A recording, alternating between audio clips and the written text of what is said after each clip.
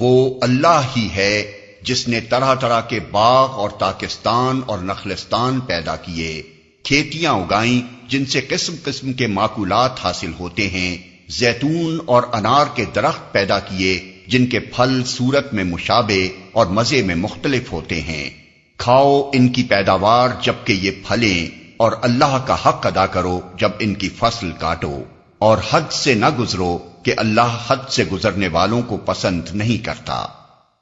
پھر وہی ہے جس نے مویشیوں میں سے وہ جانور بھی پیدا کیے جن سے سواری اور باربرداری کا کام لیا جاتا ہے، اور وہ بھی جو کھانے اور بچھانے کے کام آتے ہیں۔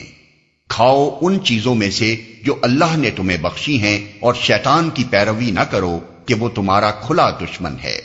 یہ 8 نر و مادہ ہیں، 2 بھیڑ کی قسم سے اور 2 بکری کی قسم سے۔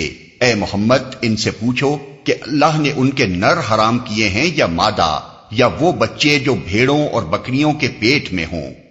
ٹھیک ٹھیک علم کے ساتھ مجھے بتاؤ اگر تم سچے ہو۔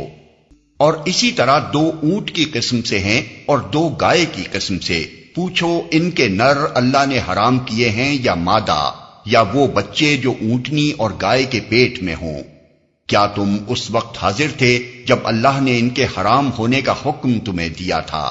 پھر اس شخص سے بڑھ کر ظالم اور کون ہوگا جو اللہ کی طرف منسوب کر کے جھوٹی بات کہے تاکہ علم کے بغیر لوگوں کی غلط رہنمائی کرے۔ یقیناً اللہ ایسے ظالموں کو راہ راست نہیں دکھاتا۔